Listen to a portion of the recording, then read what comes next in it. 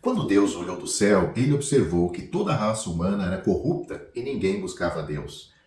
Isto está no Salmos, capítulo 14, versículos 2 e 3. Ele nos criou à sua imagem e nos rebelamos. A humanidade estava perdida, cega e escravizada pelo pecado. Como nosso Deus misericordioso respondeu a tudo isto?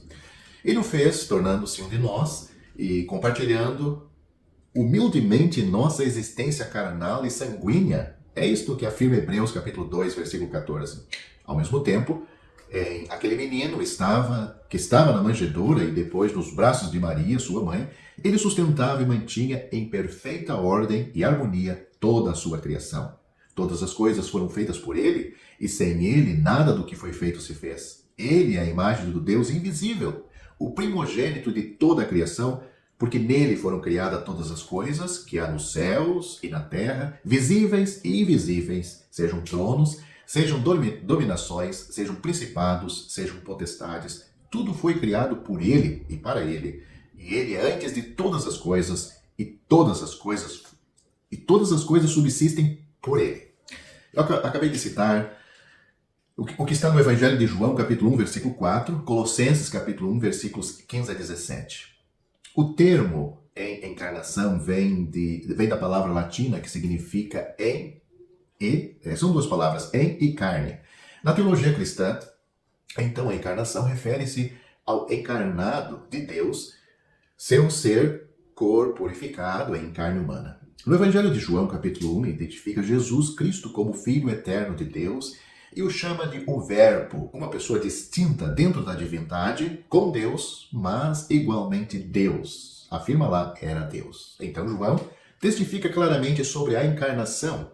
O Verbo se fez carne e habitou entre nós.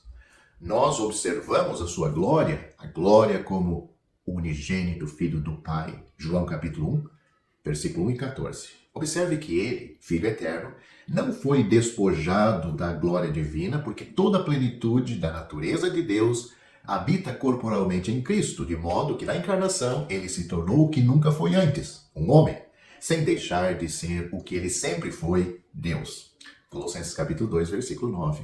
Só Deus tem a prerrogativa de possuir outro corpo, sem ficar com culpa, sem estar culpado disto.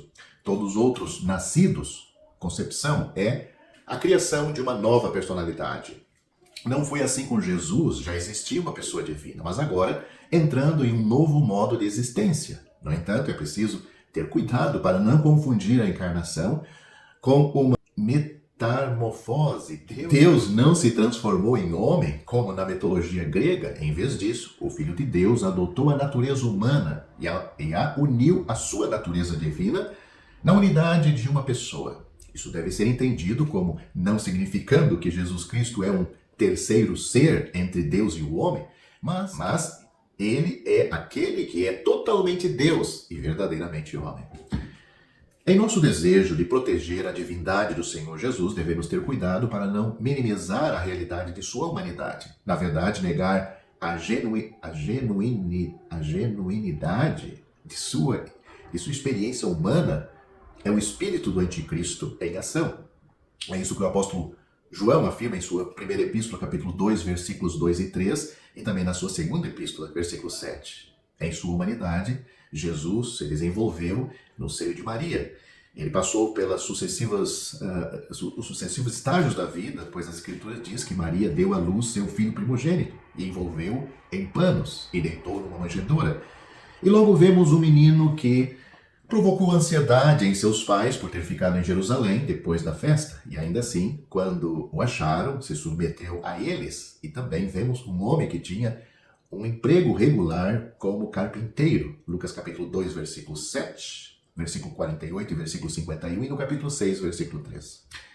Sua peregrinação terrena foi caracterizada pela oração, porque ele era um homem real vivendo na dependência de seu Deus. Lucas capítulo 22, versículos 41 e 42, ele teve fome, sede, esteve cansado e lágrimas rolaram de seu rosto diante da morte de seu amigo Lázaro. João capítulo 11.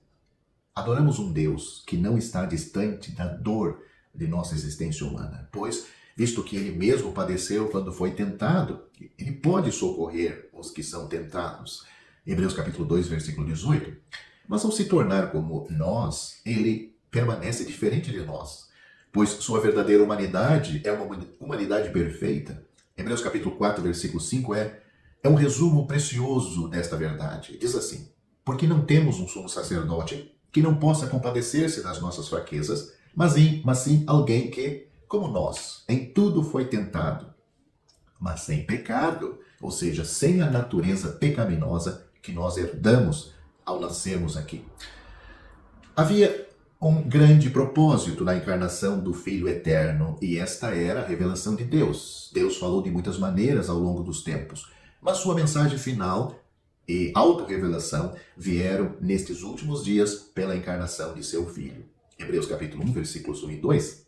Enquanto ninguém jamais viu a Deus, o Filho unigênito, que é Deus e está junto do Pai, ele o revelou.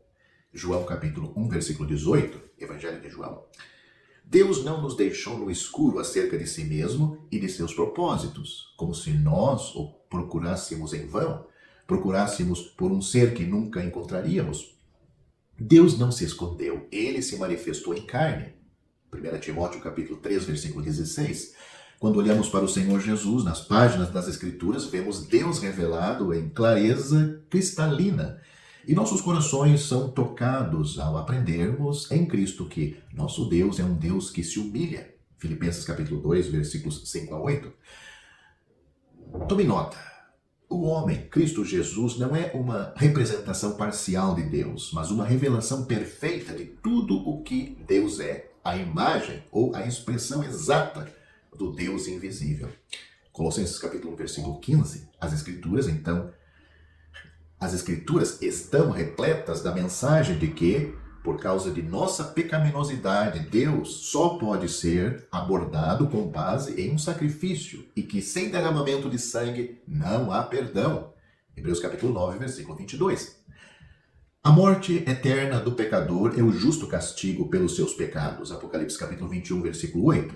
Para sermos salvos, reconciliados com Deus, nossa penalidade precisava ser paga, mas nenhum homem ou mulher jamais poderia pagar a penalidade por si mesmos.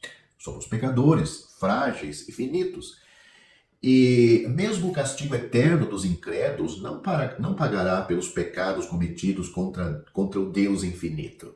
A encarnação é a resposta. A encarnação do Filho. Nossa salvação exigia que alguém sofresse e morresse em nosso lugar, que oferecesse um sacrifício de valor infinito e pagasse integralmente nossa pena.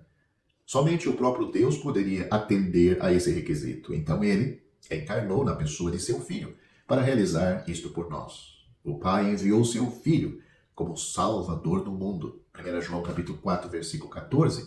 E o sangue de Jesus Cristo, seu Filho, nos purifica de todo o pecado. 1 João capítulo 1, versículo 7.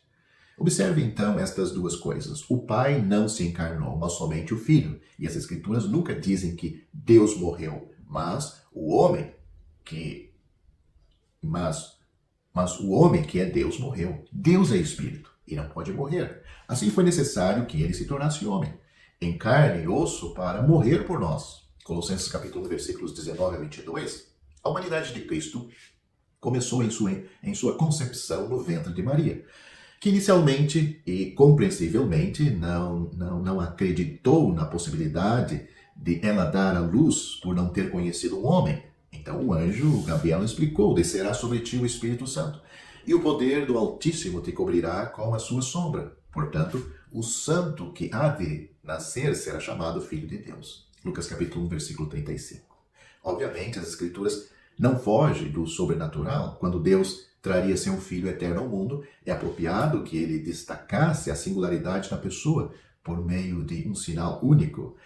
A razão pelo qual os defensores da fé nos primeiros séculos da igreja incluíram o nascimento virginal em suas declarações de credo é que eles sabiam que não era um adendo trivial à mensagem do Evangelho. Por exemplo, credo dos apóstolos, credo niceno e credo calcedônio. Mateus protege cuidadosamente a verdade no capítulo 1 de seu evangelho. Depois de uma longa lista de homens que geraram seus filhos, ele muda a fórmula no versículo 16, dizendo: Jacó gerou José, marido de Maria, que deu à luz Jesus, chamado Messias. Jesus não foi gerado por José.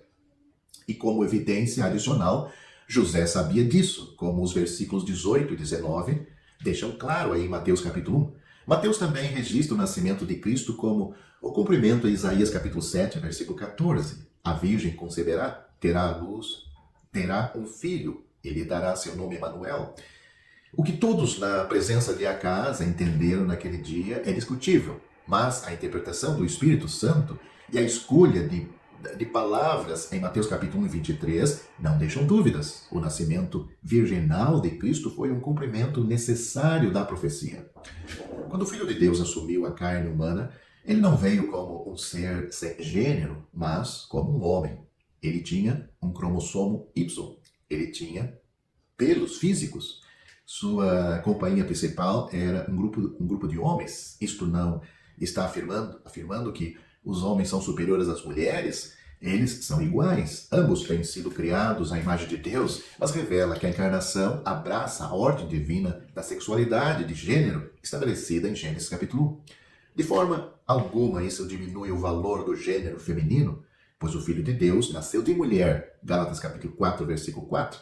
Mas a encarnação mostra que a distinção de gênero na criação original era boa, e a ressurreição de Jesus e outros nos mostra que ela permanecerá. A encarnação, uma vez realizada, é um estado duradouro para nosso Senhor Jesus. Começou em seu nascimento e continua para sempre, embora agora em um corpo ressurreto, glorificado. É o mesmo corpo humano em que Cristo nasceu, viveu e sofreu na cruz, que ele também ressuscitou, e sua ressurreição é o padrão para a nossa. O Senhor Jesus é para sempre um homem. Claramente, os corpos humanos são significativos, pois o Filho de Deus possui um. Então, o que é a encarnação de Cristo? Ou, melhor dizendo, o que é a redenção de Cristo? Até agora nós pensamos sobre a encarnação. A obra redentora de Cristo é o próprio Deus vindo para levar o pecado do homem cometido contra si. Estas palavras é mais amável de se ouvir do que todas as músicas do mundo. Qual é a obra redentora de Cristo? É Deus suportando o que o homem pecou contra si, contra Deus. Em outras palavras, se Jesus de Nazaré não fosse Deus, ele não estaria qualificado a levar nossos pecados de maneira justa. Jesus de Nazaré era Deus. Ele é o próprio Deus contra quem pecamos. Nosso Deus desceu à terra pessoalmente e tomou nossos pecados. Hoje, é Deus quem leva os nossos pecados em lugar do homem. Eis, pois que foi uma ação justa.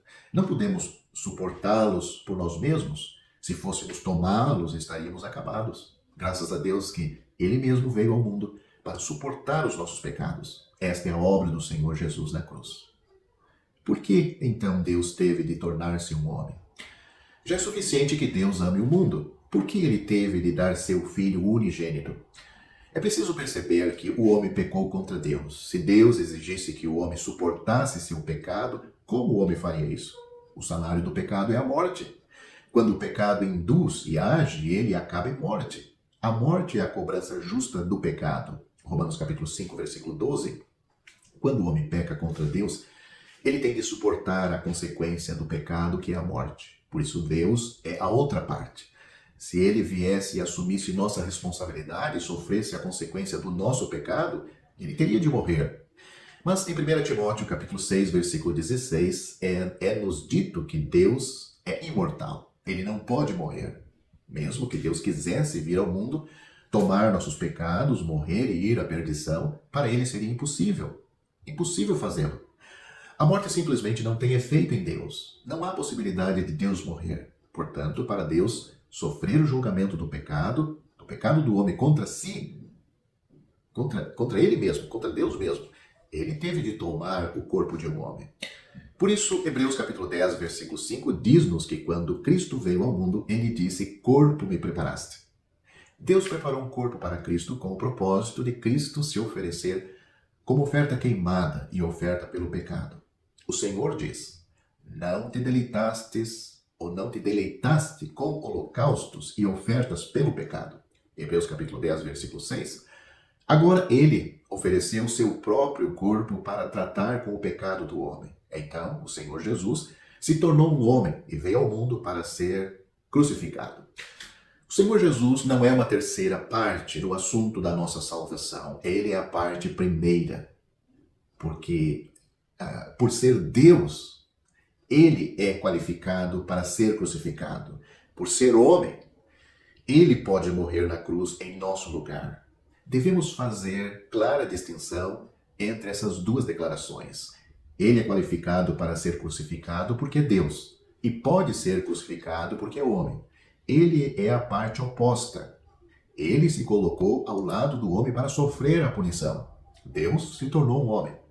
Ele habitou entre os homens, uniu-se ao homem, tomou o fardo do homem e levou todos os pecados do homem. Se a redenção tem de ser justa, Jesus de Nazaré deve ser Deus. Se Jesus de Nazaré não for Deus, a redenção não é justa. Todas as vezes que olho para a cruz, digo a mim mesmo, este é Deus. Se ele não for Deus, sua morte se torna injusta e não pode salvar-nos, pois ele não é senão uma terceira parte, ou seja, se ele não é Deus. Mas agradecemos e louvamos ao Senhor porque ele é a outra parte, porque ele é Deus. Por isso, declarei que apenas duas partes são capazes de lidar com os pecados. Uma parte somos nós mesmos, e nesse caso, temos de morrer e ir à perdição eterna. A outra parte é Deus, contra quem pecamos. E nesse caso, ele morreu por nós. Além dessas duas partes, não há uma terceira que tenha direito ou autoridade para lidar com nossos pecados.